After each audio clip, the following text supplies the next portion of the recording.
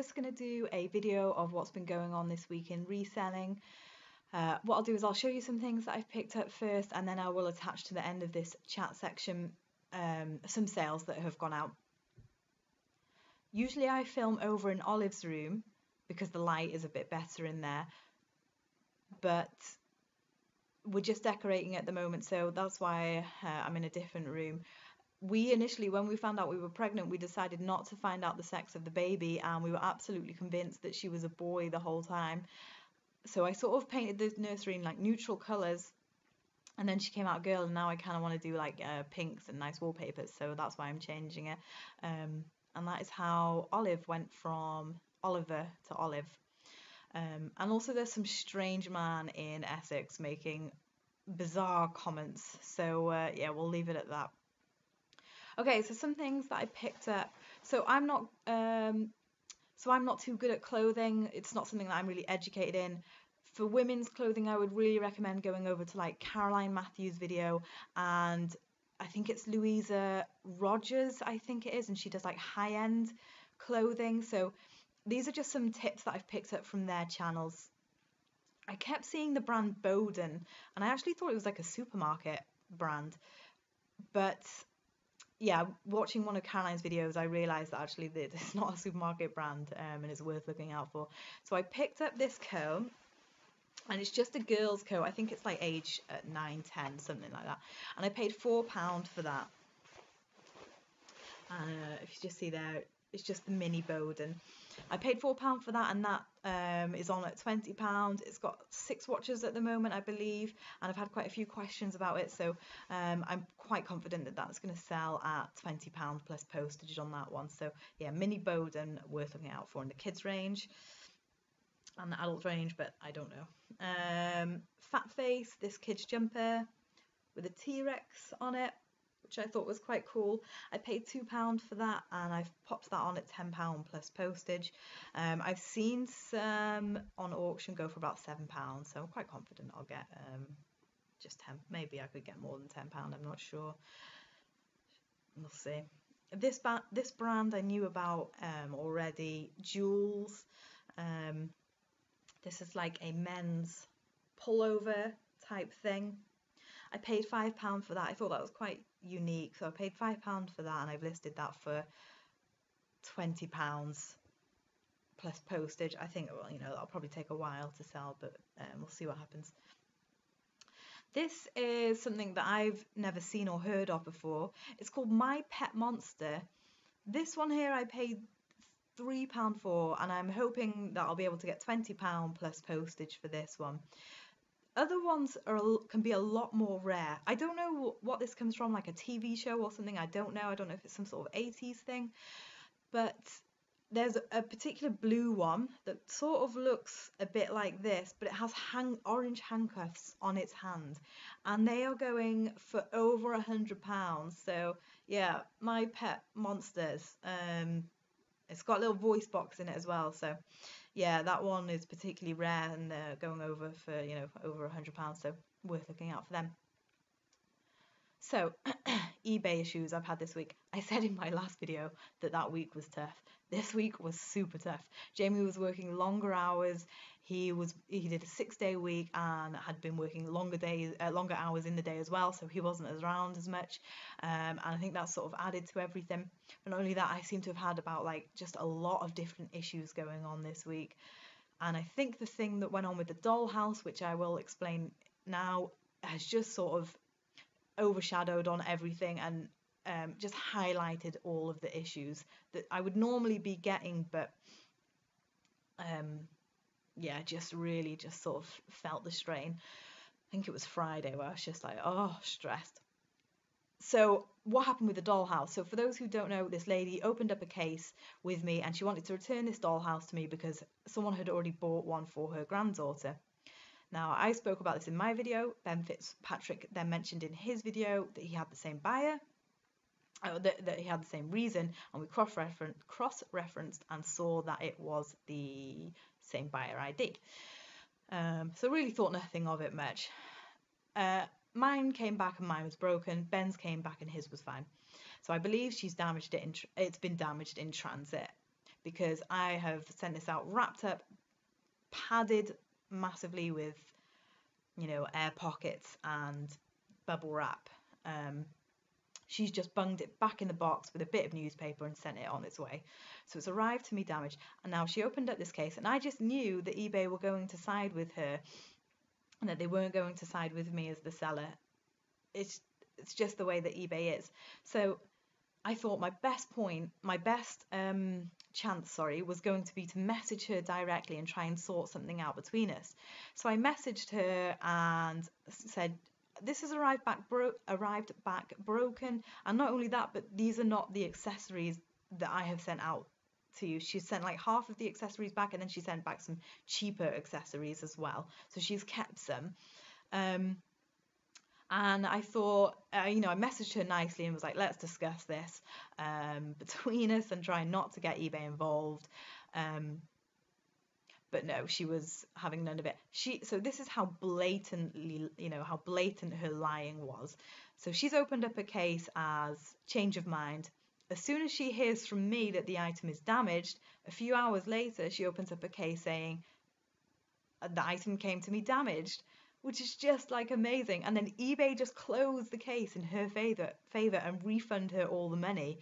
And I just couldn't believe how blatant the lie was, that there was no issue of any damage at all when she sent it back to me. Only when I messaged her saying, here's some damage, as she pretended that it arrived to her damaged. And I just couldn't believe it. I was furious. And even the eBay rep on the phone, when I was like appealing the case, they, the majority of the time sort of stay neutral, but this guy was kind of like, no, you've basically been done over and there's nothing that we can do about it, because how can eBay really prove it?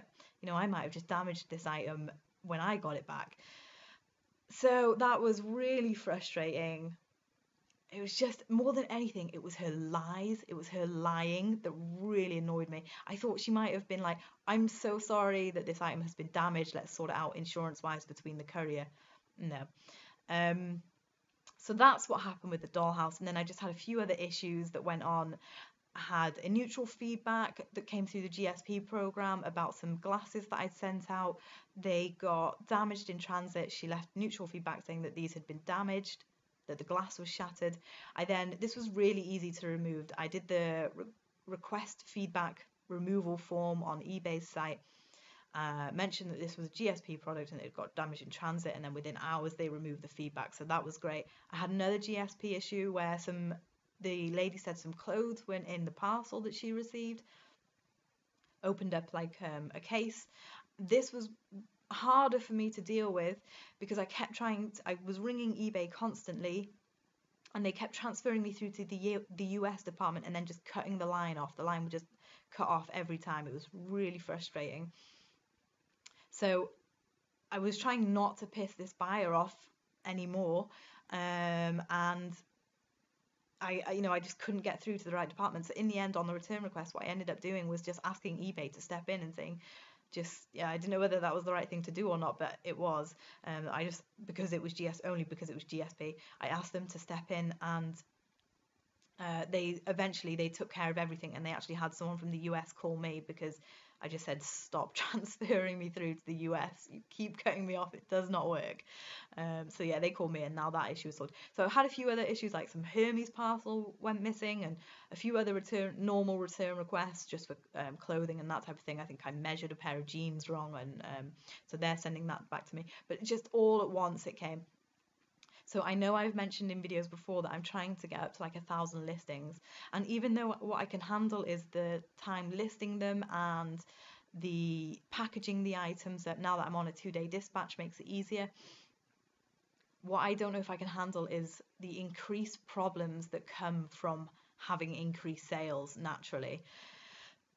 I don't know whether it was just a tough week because Jamie was working longer hours as well. But I don't know if I am going to try and aim to get to 1,000 items just because of the increased problems that I have naturally that, come with having more members of the public in your life type thing. So yeah, we'll just see how that goes. Over on Amazon's been great this week. I've had no issues on there, no problems, no returns, nothing like that. I had quite a few nice sales, a lot of sales going out to the European markets. On my app, this is how my app works, but Jamie's app doesn't work this way. I have a drop down box where I can see like the FR market and the ES market, and I can click on them and I can see, right, I've had X amount of sales over in Spain. And it doesn't all show all on the .co.uk app. So even though on the desktop it's saying you've had all these sales, you have to individually click into each one and that will show you where they all are, because on the I was just leaving it on the .co.uk and I just thought, where is all the money? And that's why, because it's showing it. But then on Jamie's app it is different and it just has the .co.uk one. Really strange. Don't know if he needs to upgrade it or not. But yeah, that's something odd. So that's all that's gone on, really. Not much else to report, I don't think. So hopefully this week will be a lot less stressful. And yeah, we'll just get sales out and hopefully no returns. So yeah, so thanks for watching, guys, and I'll speak to you soon. I'll just put the clip on the end of some sales that have gone out now, and yeah, I'll speak to you all next week. Okay, thanks, bye. This random Polly Pocket figure that went for £5 plus postage. This girl's next coat, I picked this up for 50p, and usually I would sort of tend to list these for probably like 12 to 13 pounds, but this one's got some markings around here, so I listed it for 9 plus postage.